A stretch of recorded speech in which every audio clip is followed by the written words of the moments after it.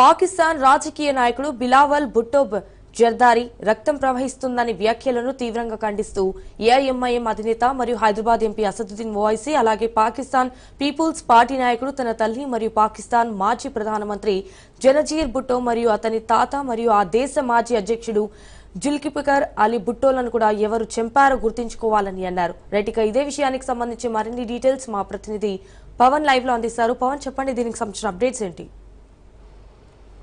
MIM party అధినేత Hyderabad MP Asaduddin Owaisi మాత్రము పాకిస్తాన్ చేసిన యొక్క పెహల్గాం దాడి ఘటనకు సంబంధించి తీవ్రంగా ఖండించారు. అయితే మహారాష్ట్రలోని ప్రభావని ప్రాంతంలో జరిగిన యొక్క భారీ బహిరంగ సభల నేపథ్యంలో పాకిస్తాన్ భారతదేశం కంటే 50% వెనుకబడి ఉంది. అయితే పెహల్గామలో యొక్క మతం పేరు చెప్పి మరి ఒక దాడి చేయడం, అంతేకాకుండా వారిని కాల్చి చంపేయడం పట్ల కూడా పాకిస్తాన్ పైన కూడా తీవ్ర విమర్శలు చేశారు. ఎందుకంటే పాకిస్తాన్ పూర్తిగా ఐఎస్ఐఎస్ ఉగ్రవాదులకు సంబంధించి శిక్షణ ఇస్తుంది, కేవలం భారతదేశాన్ని పైన యొక్క వారి ప్రతీకారం తీర్చుకునేందుకే యొక్క శిక్షణ ఇస్తుందని చెప్పి కూడా యొక్క ప్రసంగంలో కూడా పేర్కొన్నారు. అంతేకాకుండా వారు ఎంత శిక్షణ చేసినా కూడా భారతదేశాన్ని వారు ఏమీ చేయలేకపోతారని మాత్రం ప్రధానంగా దీనికి సంబంధించి ఎంపీ అసదుద్దీన్ ఓవైసీ యొక్క కీలక వ్యాఖ్యలు చేశారు. అంతేకాకుండా వక్ఫ్ బోర్డు సంబంధించిన సవరణ బిల్లు పైన కూడా దీనికి సంబంధించి తీవ్ర విమర్శలు కూడా చేశారు. ఎందుకంటే వక్ఫ్ బోర్డు పర్సనల్ లా ప్రకారము చెప్పిన ధర్నాలో ప్రతి ఒక్కరు కూడా పాల్గొనాలి, ఎందుకంటే వక్ఫ్ సవరణ చేయొద్దని చెప్పి ఇప్పటికే దీనికి సంబంధించి కూడా ఇటు అసదుద్దీన్ ఓవైసీ కూడా ఈ యొక్క బిల్లును కూడా వ్యతిరేకించారు. ముఖ్యంగా చూస్తే పాకిస్తాన్ సంబంధించి దానిపైనే చాలా ప్రతిదాడి కూడా చేశారు. ఎందుకంటే పాకిస్తాన్కి భారతదేశానికి చాలా వ్యత్యాసం ఉంది. వాళ్ళు 50% కంటే పూర్తిగా వెనుకబడి ఉన్నారు, కానీ భారతదేశాన్ని మాత్రము వారు ఏమీ చేయలేకపోతారనేది మాత్రం ప్రధానంగా దీనికి సంబంధించి వారు చెప్తున్న పరిస్థితి కనిపిస్తుంది.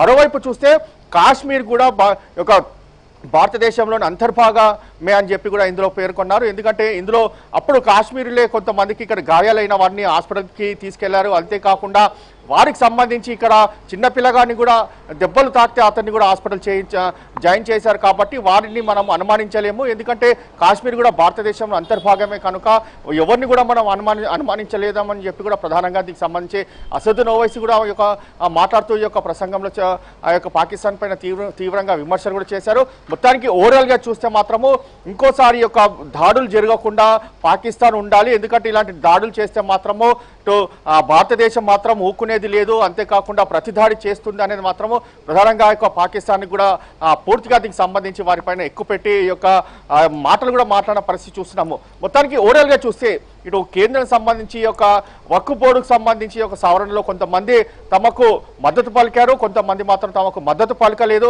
కానీ వారికి సంబంధించి మాత్రము రాబోయే రోజుల్లో దీనికి సంబంధించి నిరసన కార్యక్రమం ద్వారా దీనికి సంబంధించి యొక్క బిల్లు పైన పోరాడతాం అనేది మాత్రం ప్రధానంగా ఇందులో అతను చెప్పిన పరిస్థితి చూస్తున్నాం. ఓవరాల్గా చూస్తే మాత్రము ఈ రోజు మాత్రము ఆ యొక్క MP Hyderabad MP MIM party అధినేత అసదుద్దీన్ ఓవైసీ మాత్రం ఇలాంటి ఘాటు వ్యాఖ్యలు కూడా చేశారు. Right Pawan, thank you for the live updates.